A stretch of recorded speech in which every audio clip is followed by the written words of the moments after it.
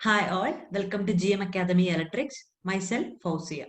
In this session, we will include Kerala PSC previous year electrical related questions. DC machines and the subject numerical problems are work out. First question. Torque developed by wave-wound armature of a 4-pole DC machine having 774 conductors, flux per pole 24 milliweber and armature current 50 ampere. ഒരു problem നമുക്ക് കിട്ടിക്കഴിയുമ്പോൾ നമ്മൾ ആദ്യം ചെയ്യേണ്ട കാര്യം തന്നിരിക്കുന്ന values എടുത്തെഴുതുക. അതും അതിന്റെ ടേംസോട് കൂടി തന്നെ നമ്മൾ എടുത്തെഴുതുക. ഇപ്പൊ നമ്പർ ഓഫ് പോൾസിന്റെ വാല്യൂ 4 ആണെന്ന് പറയുന്നുണ്ട്. Number of conductors Z is equal to 774 ആണെന്ന് പറയുന്നുണ്ട്. ഫ്ലക്സ് പെർ പോളിന്റെ വാല്യൂ 24 മില്ലി വെബർ ആണ്. അതിനെ നമ്മൾ വെബറിലോട്ട് കൺവേർട്ട് ചെയ്യുമ്പോൾ ഇൻറ്റു 10⁻⁻3. ആർമേച്ചർ കറന്റിന്റെ വാല്യൂ 50 ആണ്, 50 ആംപിയർ ആണ്. അതുപോലെ തന്നെ പറയുന്നതാണ് വേവ് ബൗണ്ട് ആർമേച്ചർ ആണ്. So number of parallel path A is equal to എത്രയായിരിക്കും? 2. കണ്ടുപിടിക്കേണ്ടത് ടോർക്ക് ഡെവലപ്ഡ് ആണ്. ഓക്കെ, അതും ആർമേച്ചറിൽ ഡെവലപ്പ് ചെയ്യുന്ന ടോർക്ക് ആണ് കണ്ടുപിടിക്കേണ്ടത്. അപ്പൊ ടോർക്കിന്റെ ഇക്വേഷൻ നോക്കാം. TA is equal to 0.159 P5 ZIA divided by A. ഇതാണ് ആർമേച്ചർ ടോർക്ക് കാണാനുള്ള ഇക്വേഷൻ. വാല്യൂസ് നമുക്ക് സബ്സ്റ്റിറ്റ്യൂട്ട് ചെയ്ത് കൊടുക്കാം. Which is equal to 0.159 into 4 into 774 into 24 into 10⁻⁻3 into 50 the whole divided by 2. Solve ചെയ്യുമ്പോൾ നമുക്ക് ആൻസർ 295.36 Newton meter എന്ന് കിട്ടും. That is option B ആണ് correct answer. Next question. In the lap-wound and wave-wound armatures of an 8-pole DC generator, generated EMF will be in the ratio of. ഒരു lab വൈൻഡിങ്ങിലും അതുപോലെ തന്നെ ഒരു wave wound generator നമ്മൾ consider ചെയ്യുകയാണ്. അതും ഒരു 8-പോൾ DC generator നമ്മൾ കൺസിഡർ ചെയ്യുമ്പോൾ ആ രണ്ടിലും വരുന്ന ജനറേറ്റഡ് EMFന്റെ റേഷ്യോ ആണ് ചോദിച്ചിട്ടുള്ളത്. അപ്പൊ ക്വസ്റ്റ്യനിൽ നമുക്കൊരു ഓർഡർ തന്നിട്ടുണ്ടെങ്കിൽ നമ്മൾ റേഷ്യോ ഫൈൻഡ് ചെയ്യാൻ നേരത്തും അതേ ഓർഡറിലുള്ള റേഷ്യോ നമ്മൾ കണ്ടുപിടിക്കണം. അതായത് lab wound and wave wound എന്നാണ് പറഞ്ഞിട്ടുള്ളത്. അപ്പൊ നമ്മൾ എന്ത് ചെയ്യുക? ലാബ് ടു വേവ് റേഷ്യോ ആണ് നമുക്ക് കണ്ടുപിടിക്കേണ്ടത്. ഇവിടെ number of pole P is equal to ഇവർ പറയുന്നുണ്ട് 8 ആണ്.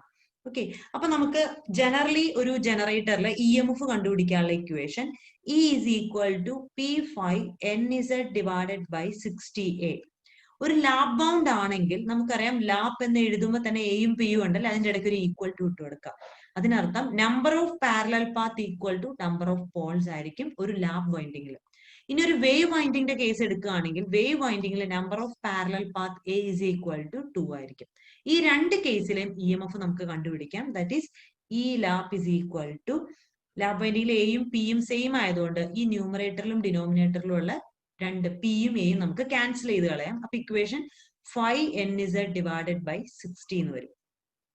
വേവ് വൈൻഡിങ്ങിന്റെ കേസിലാണെങ്കിൽ വേവ് വൈൻഡിങ്ങിൽ ഈ വേവിന്റെ ഇക്വേഷൻ ഈ wave is equal to P5NZ divided by 60 into 2. Okay, ക്വസ്റ്റ്യനിൽ പറഞ്ഞിട്ടുള്ളത് ഈ ലാബ് ടു ഈ വേവ് റേഷ്യോ ആണ് നമുക്ക് കണ്ടുപിടിക്കേണ്ടത്. ഈ ലാബിന്റെ equation 5NZ divided by 60 whole divided by P5NZ by 60 into 2. ഇതൊന്ന് റീഅറേഞ്ച് ചെയ്ത് എഴുതുമ്പോൾ നമുക്ക് കിട്ടും 5NZ by 60 into 60 into 2 divided by P5NZ. ഒരേപോലത്തെ ടേംസ് നമുക്ക് ക്യാൻസൽ ചെയ്ത് കളയാം. നെറ്റ് എഫക്റ്റ് അവിടെ വന്നത് 2/P എന്നാണ്. ഓക്കെ, അപ്പോ ഈ ലാബ് ടു ഈ വേവിന്റെ റേഷ്യോ എത്രയാണ്? 2/P. നമ്മുടെ ക്വസ്റ്റ്യനിൽ നമുക്ക് നമ്പർ ഓഫ് പോൾസ് 8 ആണെന്ന് പറയുന്നുണ്ട്. ദാറ്റ് ഈസ് 2/8 എന്ന് പറയുമ്പോൾ 1/4. ഓക്കെ, അതായത് ഈ ലാബ് ഈസ് ടു ഈ വേവ് എന്ന് പറഞ്ഞ റേഷ്യോ എന്തായിരിക്കും? 1:4 ആയിരിക്കും. ഓപ്ഷൻ ഡി ആണ് കറക്റ്റ് ആൻസർ. നെക്സ്റ്റ് ക്വസ്റ്റ്യൻ നോക്കാം.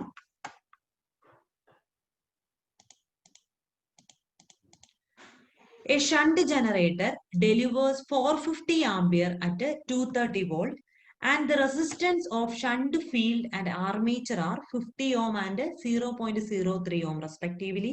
Calculate generated EMF. ഒരു ഷണ്ട് ജനറേറ്ററിന്റെ ഡീറ്റെയിൽസ് ആണ് നമുക്ക് തന്നിട്ടുള്ളത്. അപ്പൊ നമുക്ക് ആദ്യം തന്നെ ഒരു ഷണ്ട് ജനറേറ്ററിന്റെ ഫിഗർ വരച്ചു നോക്കാം. ഓക്കെ, ഒരു ഷണ്ട് ജനറേറ്റർ എന്ന് പറയുമ്പോൾ ഇത് നമ്മുടെ ആർമേച്ചർ ആയിരിക്കും. അതിന് ഷണ്ട് ആയിട്ട്, അതായത് അതിന് പാരലൽ ആയിട്ട് നമ്മൾ ഫീൽഡ് വരയ്ക്കാം. പിന്നെ ടെർമിനൽ വോൾട്ടേജ് വി മാർക്ക് ചെയ്യുക, ടെർമിനൽ മാർക്ക് ചെയ്യുക. അപ്പൊ ഒരു shunt generator delivers A current and voltage തന്നിട്ടുണ്ട്. അതിനർത്ഥം ടെർമിനൽ സൈഡിലുള്ള വാല്യൂ നമുക്ക് തന്നിട്ടുള്ളത്. അപ്പൊ ഈ വോൾട്ടേജ് എത്രയാണ്? 230 വോൾട്ട് ആണ്. ഡെലിവറി ചെയ്യുന്ന ലോഡ് കറന്റിന്റെ വാല്യൂ ആണ് എത്ര? 450 ആംപിയർ എന്ന് പറഞ്ഞിട്ടുള്ളത്. ഇനി നമുക്ക് തന്നിട്ടുള്ളത് ആർമേച്ചർ റെസിസ്റ്റൻസും ഷണ്ട് ഫീൽഡ് റെസിസ്റ്റൻസും ആണ്.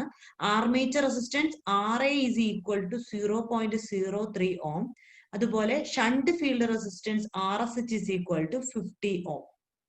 കണ്ടുപിടിക്കേണ്ടത് ജനറേറ്റഡ് EMF ആണ്. അപ്പൊ ഒരു ഷണ്ട് ജനറേറ്ററിൽ ഈ ജനറേറ്റഡ് EMFന്റെ ഇക്വേഷൻ കണ്ടുപിടിക്കാൻ നമ്മൾ ആദ്യം ഒരു ലൂപ്പ് കൺസിഡർ ചെയ്യുക. ടെർമിനൽ വോൾട്ടേജ് ഇൻക്ലൂഡ് ചെയ്തുകൊണ്ട് ഒരു ലൂപ്പ് കൺസിഡർ ചെയ്യുക. അപ്പൊ ഞാൻ തരാം, ഇതാണ് ഞാൻ കൺസിഡർ ചെയ്യുന്ന ലൂപ്പ് എങ്കിൽ അവിടുത്തെ ഇക്വേഷൻ, മെഷ് ഇക്വേഷൻ അല്ലെങ്കിൽ വോൾട്ടേജ് ഇക്വേഷൻ നമുക്ക് എഴുതാം. ഇവിടെ ജനറേറ്റ് ചെയ്യുന്ന വോൾട്ടേജ് ആണ് എന്ത്?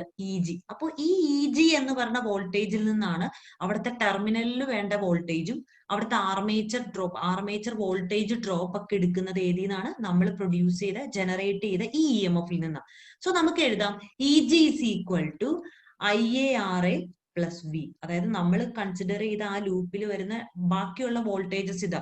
ഇവർക്കൊക്കെ വേണ്ട വോൾട്ടേജ് സപ്ലൈ ചെയ്യണത് ആരായിരിക്കും? ഈ ജനറേറ്റഡ് EMF EG ആയിരിക്കും. EG is equal to IARA plus V എന്ന് കിട്ടി. ഓക്കെ, അപ്പൊ ഇതില് നമുക്ക് EG ആണ് കണ്ടുപിടിക്കേണ്ടത്. പക്ഷെ നമുക്ക് IA തന്നിട്ടില്ല. അപ്പൊ ഇനി IA നമുക്ക് കാണണം.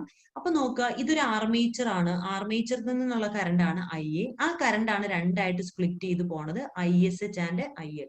അപ്പൊ നമുക്ക് IAയുടെ ഇക്വേഷൻ കിട്ടും. IA is equal to IL plus ISH in a generator. ജനറേറ്ററിലെ ആർമേച്ചർ കറണ്ടിന്റെ ഇക്വേഷൻ ആണ് IL പ്ലസ് ISH. ഇതിൽ IL നമുക്ക് ക്വസ്റ്റ്യനിൽ തന്നിട്ടുണ്ട്. ISH കണ്ടുപിടിക്കാനായിട്ട് ഈ വോൾട്ടേജ് V ആണ്. അതിന്റെ നേരെ പാരലലിൽ കിടക്കുന്ന പോർഷൻ തരാം നമ്മുടെ ഷണ്ട് ഫീൽഡ്. ഷണ്ട് ഫീൽഡിലെ വോൾട്ടേജ് അപ്പൊ എന്തായിരിക്കും? ISH into RSH is equal to V എന്ന് എഴുതാം. അവിടെ നിന്ന് നമുക്ക് ISH കണ്ടുപിടിക്കാനായിട്ട് V divided by RSH. Voltage നമുക്ക് 230 ആണെന്ന് അറിയാം. RSHന്റെ വാല്യൂ 50 ആണ്. അപ്പൊ 230 ഡിവൈഡഡ് ബൈ 50 ചെയ്ത് കഴിയുമ്പോൾ നമുക്ക് ഷണ്ട് ഫീൽഡ് കറണ്ട് കിട്ടും. അത് നമുക്ക് 4.6 ആംപിയർ എന്ന് കിട്ടി. ഇനി ആർമേച്ചർ കറണ്ട് കണ്ടുപിടിക്കാൻ എന്ത് ചെയ്താൽ മതി? ഇത് രണ്ടും കൂടെ ആഡ് ചെയ്യാം. അതായത് 450 പ്ലസ് 4.6 എന്ന് പറയുമ്പോൾ എത്ര വരും? 454.6 into armature resistance 0.03 plus terminal voltage 230. കിട്ടുന്ന ആൻസർ 243.6 വോൾട്ട്. ഓക്കെ, അതായത് ഓപ്ഷൻ സി ആണ് കറക്റ്റ് ആൻസർ. 243.6 എന്ന് പറയുമ്പോൾ option. Fourth question, A 220 volt DC shunt motor runs at 500 RPM. When the current is 50 ampere, calculate the speed if the torque is doubled. Given that RA is equal to 0.2 ohm. നമുക്കൊരു question കിട്ടുമ്പോൾ ആദ്യം ചെയ്യേണ്ടത് given values എടുത്ത് എഴുതുക എന്നുള്ളതാണ്. നമുക്ക് നോക്കാം. V is equal to 220 volt. Speed is equal to 500 RPM. Armature current or current is equal to 50 ampere. Armature resistance is equal to 0.2 ohm. ഇത് T1 എന്ന് പറഞ്ഞ ടോർക്കിന്റെ കേസിലാണ്. ഇനി T2 എന്ന് പറഞ്ഞ ടോർക്കിന്റെ കേസ് എന്തെന്നാ പറഞ്ഞേക്കണേ? ടോർക്ക് നമ്മൾ എന്ത് ചെയ്യാണ്? ഡബിൾ ചെയ്തു. അതായത് ഒന്നാമത്തെ ടോർക്കിനെ അപേക്ഷിച്ച് രണ്ടാമത്തെ ടോർക്ക് എന്താണ്? 2 ടൈംസ് ആണ്. നമുക്കൊരു ടോർക്കിന്റെ റിലേഷൻ അറിയാം. Torque is proportional to 5I ആണ്. ഇതൊരു ഷണ്ട് മോട്ടർ ആണെന്ന് പറഞ്ഞിട്ടുണ്ട്. ഷണ്ട് മോട്ടറിൽ 5 കോൺസ്റ്റന്റ് ആയിരിക്കും. അപ്പോ അവിടെ നിന്ന് നമുക്ക് റിലേഷൻ കിട്ടി. Torque is proportional to I. അതായത് T1 എന്ന് പറഞ്ഞ ടോർക്ക്, ഫസ്റ്റ് ടോർക്ക് ആർക്ക് പ്രൊപ്പോർഷണൽ ആയിരിക്കും? I1 എന്ന് പറഞ്ഞ കറണ്ടിന് പ്രൊപ്പോർഷണൽ ആയിരിക്കും. സിമിലർലി T2 എന്ന് പറഞ്ഞ ടോർക്ക് ആർക്ക് പ്രൊപ്പോർഷണൽ ആയിരിക്കും? I2ന് പ്രൊപ്പോർഷണൽ ആയിരിക്കും. ഓക്കെ, അപ്പോ T2 2 ടൈംസ് കൂടി എന്ന് പറഞ്ഞിട്ടുണ്ടെങ്കിൽ ഓട്ടോമാറ്റിക്കലി നമ്മുടെ I2 എത്ര മടങ്ങ് കൂടണം? 2 ടൈംസ് ഫസ്റ്റ് കേസിനേക്കാളും കൂടണം. I2 is equal to നമുക്ക് എഴുതാം 2 times I1 which is equal to I2. അപ്പൊ എത്രയാവും? 2 into 50 എന്ന് പറയുമ്പോൾ 100 ആംപിയർ. അതായിരിക്കും I2ന്റെ വാല്യൂ. ഓക്കെ, ഇനി നമുക്ക് ഇവിടെ കണ്ടുപിടിക്കേണ്ടത് സ്പീഡ് ആണ് അല്ലെ. ഒരു സ്പീഡ് എന്ന് പറഞ്ഞിട്ടുണ്ടെങ്കിൽ എങ്ങനെയാ നമ്മൾ റിലേറ്റ് ചെയ്യുക? EB by phi ആണ് ഒരു സ്പീഡിന്റെ relation.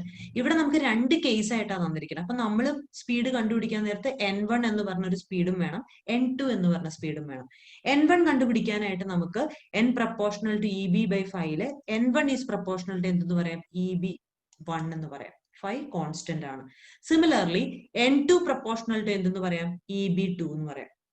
Okay, N2 is proportional to EB2 by 5. Flux അവിടെ എന്താണ്? കോൺസ്റ്റന്റ് ആണ്. ഇനി നമ്മുടെ നെക്സ്റ്റ് എയിം ഈ EB1 ഉം EB2 ഉം കണ്ടുപിടിക്കുക എന്നുള്ളതാണ്. അത് കണ്ടുപിടിക്കാനായിട്ട് നമുക്കൊരു മോട്ടറിന്റെ വോൾട്ടേജ് ഇക്വേഷൻ അറിയാം. മോട്ടറിന്റെ വോൾട്ടേജ് ഇക്വേഷൻ ആണ് V is equal to EB plus IARA. അവിടെ നിന്ന് നമുക്ക് EB is equal to എന്തെന്ന് എഴുതാം? EB is equal to V minus IARA എന്ന് എഴുതാം.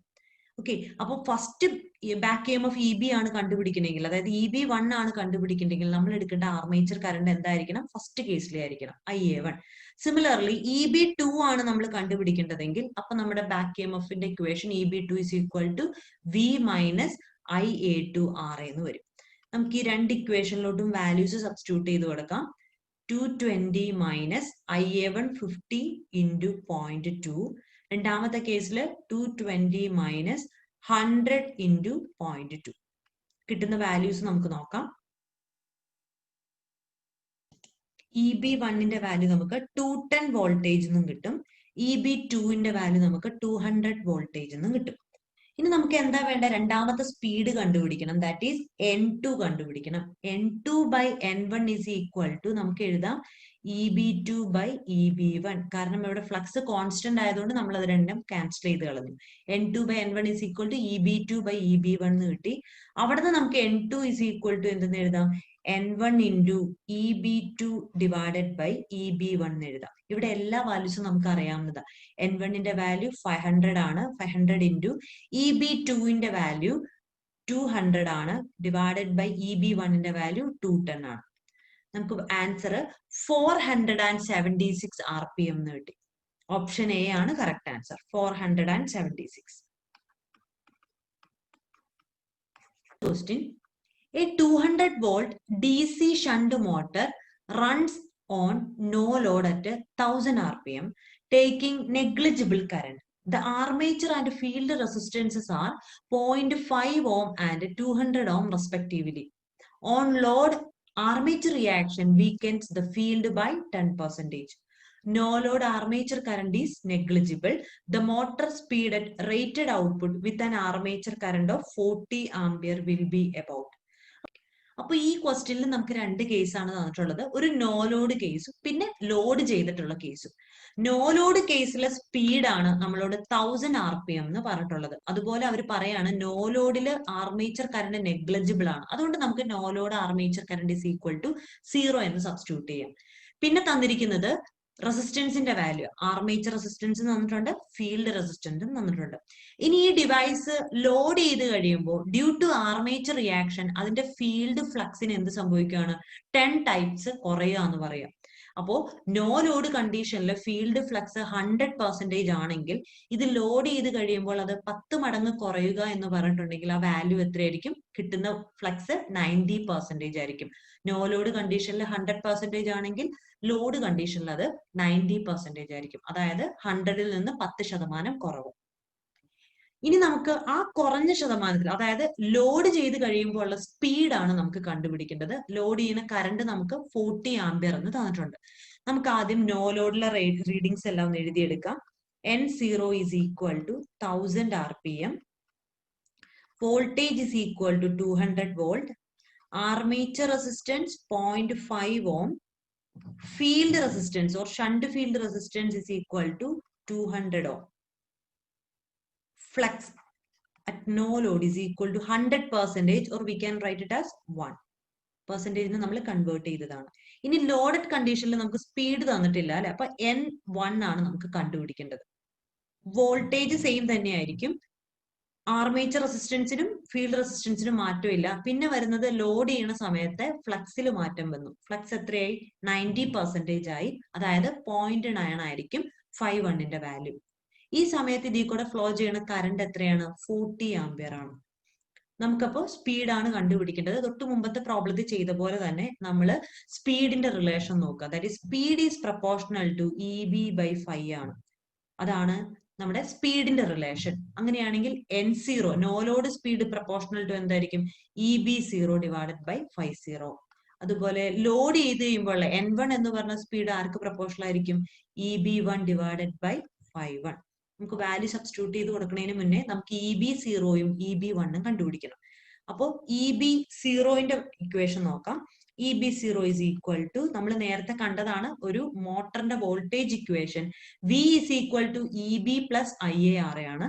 അവിടുന്ന് EB is equal to നമുക്ക് എഴുതാം V minus IARA. No load condition ആയതുകൊണ്ട് ഞാൻ അതിനെ IA0 എന്ന് മാർക്ക് ചെയ്യാണ്. നോ ലോഡിലെ കറണ്ട്, നോ ലോഡില് ആർമേച്ചർ കറണ്ട് നെഗ്ലജിബിൾ ആണെന്ന് പറഞ്ഞു. ദാറ്റ് ഈസ് അതിന്റെ വാല്യൂ 0 ആണ്. അപ്പൊ നമ്മൾ ഇതേന ഈ ടേമിനെ ക്യാൻസൽ ചെയ്തു. അപ്പൊ EB0 is equal to നമുക്ക് എത്രന്ന് കിട്ടി? വോൾട്ടേജ്, ദാറ്റ് ഈസ് 200 വോൾട്ട് എന്ന് കിട്ടി. ഇനി നമുക്ക് EB1 കണ്ടുപിടിക്കണം. EB1 is equal to equation V minus IA1 or simply I1 എന്ന് എഴുതാം. IA1 RA. നമുക്കപ്പോ തന്നിരിക്കുന്ന ഗിവൺ വാല്യൂ എടുത്ത് എഴുതുമ്പോഴും ഈ 40 ആംപിയർ IA1 എന്ന് എഴുതണം എന്ന് മാത്രം. V 200 മൈനസ് IA1 എന്ന് വെച്ചാൽ 40 into 0.5. EB1ന്റെ വാല്യൂ നമുക്ക് 180 വോൾട്ട് എന്ന് കിട്ടി. ഫ്ലക്സ് 5.1 ഉം 5.0 നമ്മൾ റിലേഷനിൽ നിന്ന് കണ്ടുപിടിച്ചു. ഇനി നമുക്ക് സ്പീഡിന്റെ ഇക്വേഷൻ എഴുതാം. That is N1 by N0 ratio ആയിട്ടാണ് എഴുതുന്നത്. N1 by N0 is equal to EB1 by 5.1 divided by EB0 by 5.0. EB0 by 5.0 rearrange ചെയ്ത് എഴുതുമ്പോൾ നമുക്ക് കിട്ടും EB1 by 5.1 into 5.0 divided by EB0. Value substitute ചെയ്ത് കൊടുക്കാം. EB1 180 into 5.0യുടെ value 1 ആണ്, ഡിവൈഡഡ് ബൈ 5.1ന്റെ വാല്യൂ 0.9 into EB0ന്റെ വാല്യൂ 200. 1/N0 എന്ന് പറഞ്ഞ റേഷ്യോ, അതായത് ഈ വാല്യൂ സബ്സ്റ്റിറ്റ്യൂട്ട് ചെയ്ത് കൊടുക്കുമ്പോൾ നമുക്ക് എന്തെന്ന് കിട്ടി? 1 എന്ന് കിട്ടി. നമുക്ക് കണ്ടുപിടിക്കേണ്ടത് എന്താ? ലോഡ് ചെയ്തപ്പോൾ സ്പീഡാണ്. That is N1 is equal to N0 into 1. N0 എന്ന് വെച്ചാൽ നോ ലോഡ് സ്പീഡാണ്. ദാറ്റ് ഈസ് 1000 into 1 എന്ന് പറയുമ്പോൾ നമുക്ക് എത്ര കിട്ടി? 1000 RPM തന്നെയാണ് എന്ത്? ലോഡ് ചെയ്തപ്പോൾ സ്പീഡും. ദാറ്റ് ഈസ് ഓപ്ഷൻ എ ആണ് കറക്റ്റ് ആൻസർ. ഈ സെഷനിൽ എക്സ്പ്ലെയിൻ ചെയ്ത ക്വസ്റ്റ്യൻസ് 5 തന്നെ പല PSC ഇലക്ട്രിക്കൽ ടെക്നിക്കൽ എക്സാമുകളിൽ ചോദിച്ച ന്യൂമറിക്കൽ പ്രോബ്ലംസ് ആണ്. DC മെഷീൻ എന്ന് പറഞ്ഞ ഒരു സബ്ജക്റ്റിന്റെ കീഴിൽ വന്നതുകൊണ്ടാണ് ഇതെല്ലാം ഒരു സെഷനിൽ തന്നെ ഇൻക്ലൂഡ് ചെയ്തത്. നിങ്ങൾക്ക് പ്രയോജനപ്പെടുമെന്ന് വിചാരിക്കുന്നു. Okay, thank you.